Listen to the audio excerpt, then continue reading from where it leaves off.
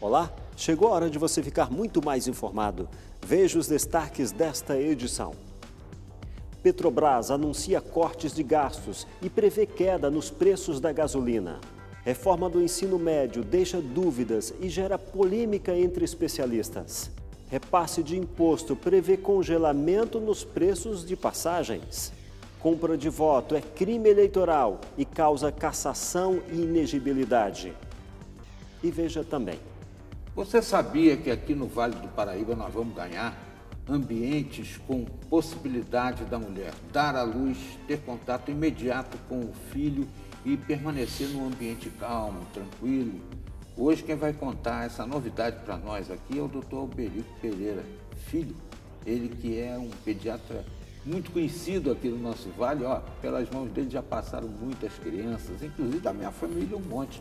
Já ele vai conversar com a gente aqui no Repórter Setorial. Você confere essas e outras informações agora.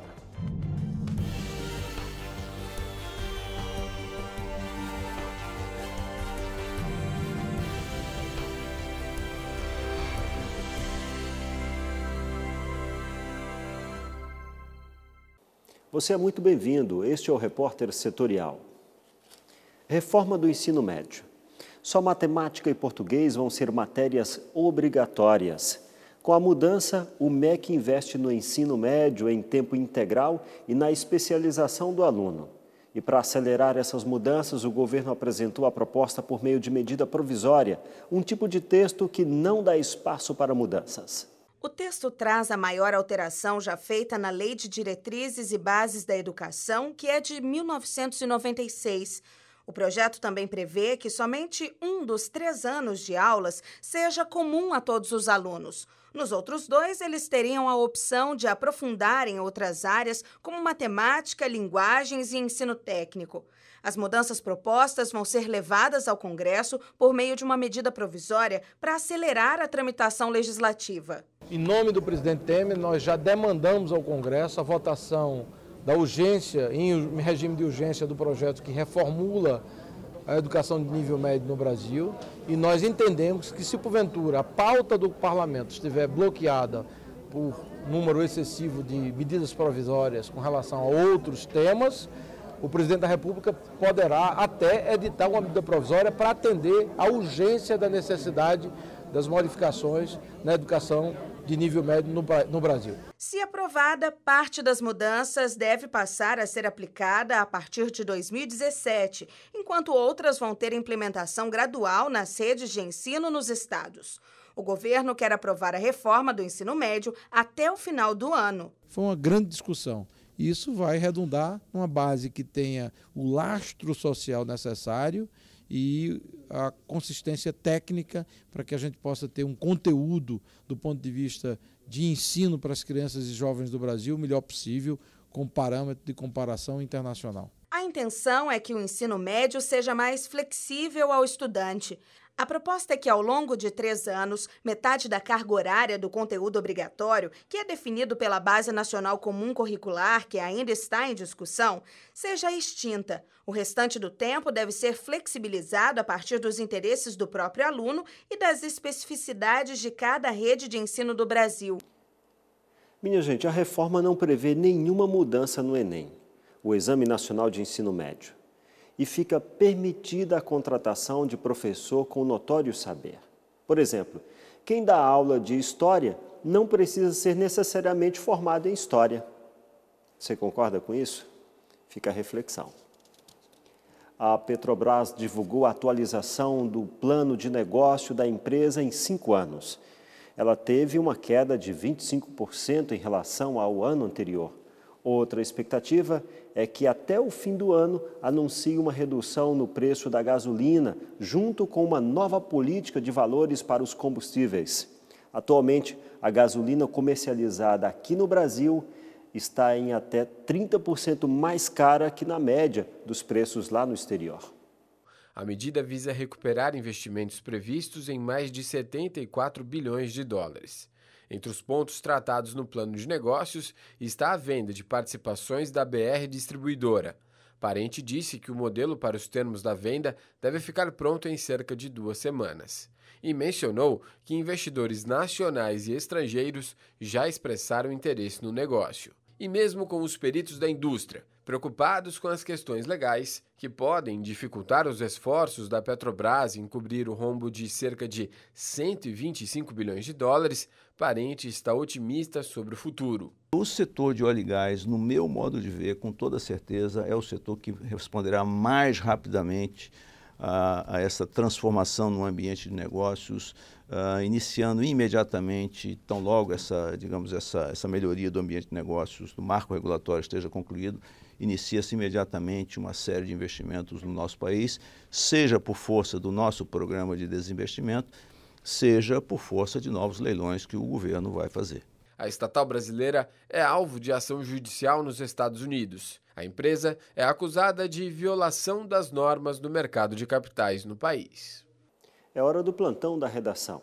É com você, Kívia Henning.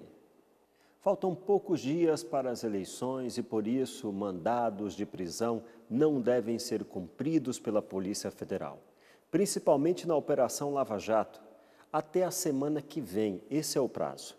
Caso não sejam pegos em flagrante, os eleitores, em geral, não podem ser presos ou detidos para cumprimento de sentença criminal.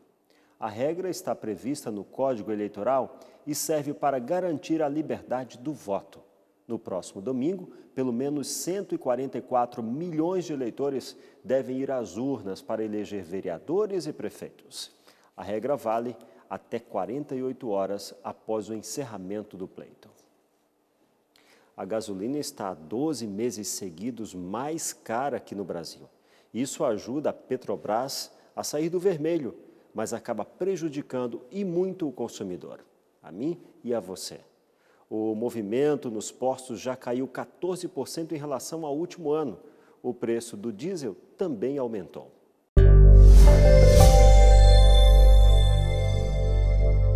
O simples fato da Petrobras anunciar que vai modificar a quantificação do preço dos combustíveis despertou a esperança em vários setores brasileiros.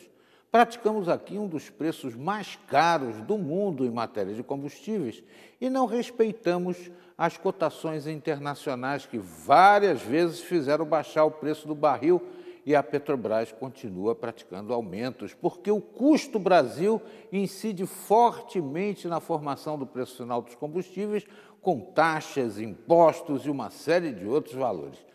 Para a gente ter uma ideia, nos Estados Unidos, lá perto onde tem uma refinaria de Pasadena, que o Brasil comprou aí a preços exorbitantes, a gasolina é 4 vezes mais barata do que a vendida aqui no Brasil. É uma brincadeira. Vamos ver se essa coisa funciona realmente, porque ainda depende de passar aí pela diretoria da empresa, mas é bem provável que, num curto prazo, a gasolina no Brasil caia a preços reais em relação ao mercado internacional. E isso vai fazer baixar preço de frete, uma série de outras situações. Vai ser bom para o país. Uma proposta tem deixado muitos motoristas revoltados. Como se não bastasse a gasolina no Brasil ser a mais cara do mundo,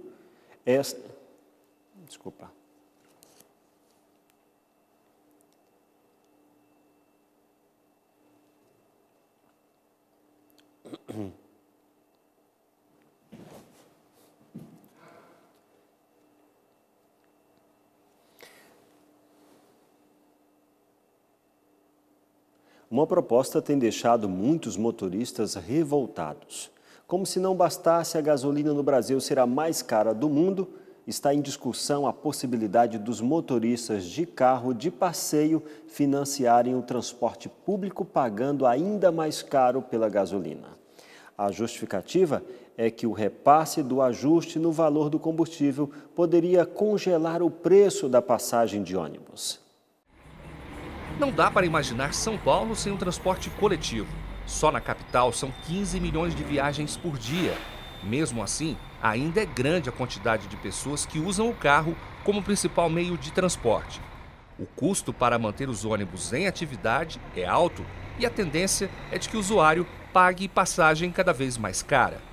Para tentar mudar essa realidade, a Associação Nacional de Transportes Públicos, a ANTP, pretende criar uma taxa extra sobre os combustíveis, que seria revertida para as empresas de ônibus bancar custos operacionais e melhorar a qualidade do transporte público, sem aumentar o valor das passagens. O que nós estamos pretendendo é que haja uma fonte de custeio extratarifária, ou seja, que você possa ter recursos que façam frente a essas necessidades que o sistema vem passando. Mesmo antes de ser aprovada, a ideia de ajudar a melhorar o transporte público com criação de taxa no combustível não agrada os motoristas. Isso é um absurdo. A gente paga imposto para o transporte público, a gente paga imposto para a saúde, a gente paga imposto para a segurança. Usar o que a gente paga e reverter o que a gente paga para o que é devido, que é o transporte, que é a segurança, que é a saúde. E é mais um dinheiro que vai sair pelo ralo